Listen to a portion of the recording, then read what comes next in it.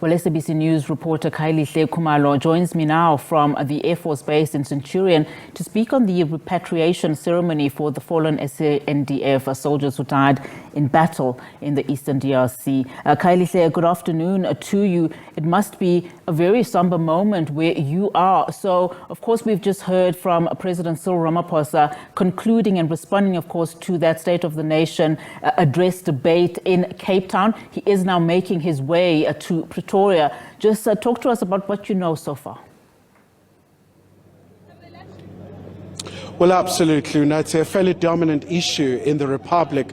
You go back to the State of the Nation address, the very first line that he uttered, really paying homage to these soldiers, saying that it's a very devastating loss for the country, but also reaffirming that peacekeeping mission really is part and parcel of South Africa's foreign policy. And we've seen that quite a number of meetings have been held by so many blocs from East Africa, the SADC region leaders, and today really it's a culmination of a very long awaited moment. And just a short while ago, Nati, we had from the president really emphasizing the issue of the diplomatic solution, but to really just look further into this day and the significance of this particular moment. We're joined by the SABC's international editor, Sophie Mugwena. Once again, Sophie, going back to the issue around diplomatic solution, where we saw that historic meeting by SADC and EAC leaders talking about this issue of states and non-state actors getting into the table. I think the president just now, few minutes ago, for the first time, he was quite frank and clear in terms of what needs to be done for peace to be achieved. You can never achieve peace if you exclude those who are involved in a conflict. And the president, quite frank, saying the non-state institutions or the forces who are there fighting, and we know people are talking mainly about M23 rebels, but they are many, must be included when you discuss this issue.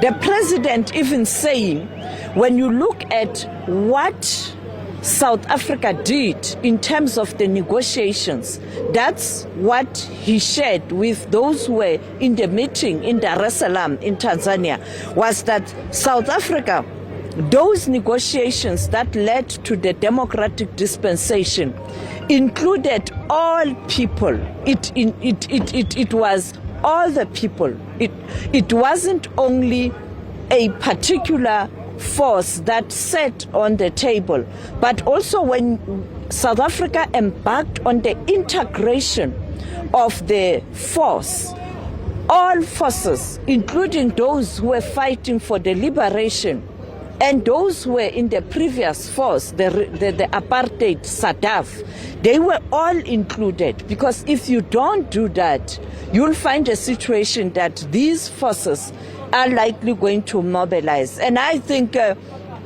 for people who are sitting in the Great Lakes region, I think this is going to be a top story, that the South African president, Cyril Ramaphosa, says M23 rebels must be part of these negotiations. In other words, the M23 rebel movement must be part of the negotiations.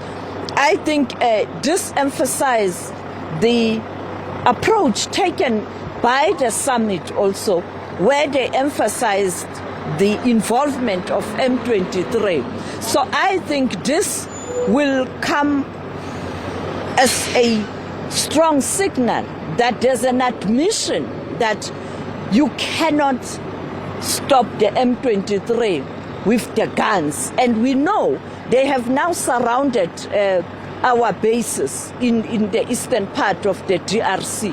And therefore you will have to negotiate with them.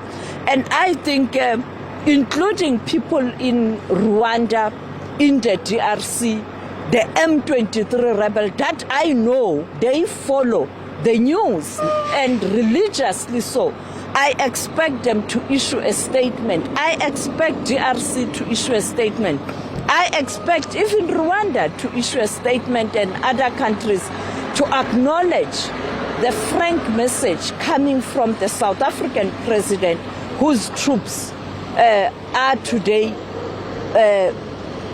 being a main issue, and with South Africa today receiving the fallen soldiers who were trying to assist, and the president admitting that you have to include political solution. Sophie, obviously all of this comes at a critical time. We know the African Union Summit is coming quite soon, Peace and Security Council, the issue of DRC, the question of Congo, and also they will have to elect a new boss as Moussa Faki Mahamat will bow out. Undoubtedly, this issue will be a main one here. Yes, you have to come up with a candidate who will be able to be up to the task with all the challenges the continent is facing. You look at the candidate from Djibouti, the current foreign affairs minister, a former diplomat from the AU and the UN, very conversant with these issues. You look at the candidate from Kenya, Raila Odinga, a former prime minister.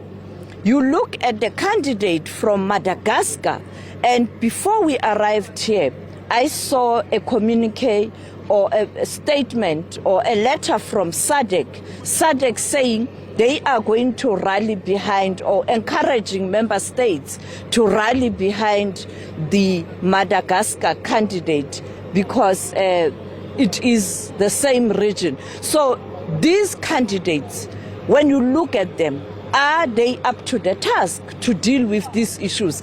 And this is something that the leaders who will be deciding who is going to be the next AU Commission chair will have to grapple with. I think this is very important. It can't be a window dressing appointment.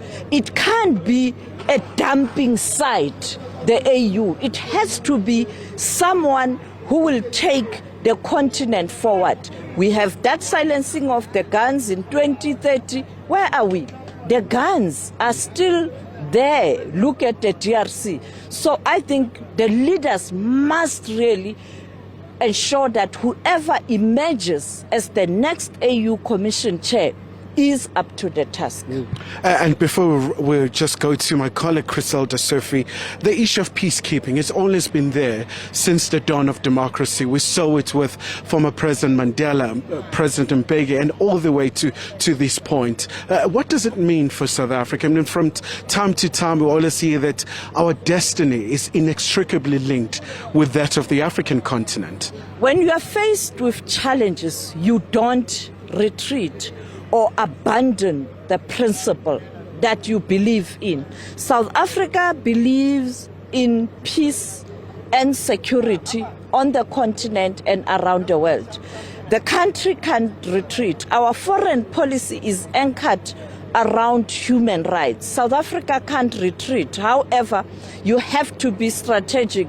Ensure that as you do that, you take everybody on board. So I think South Africa is going to continue assisting where necessary, where the country is capable of assisting, because this is our global responsibility, no matter how difficult it can be.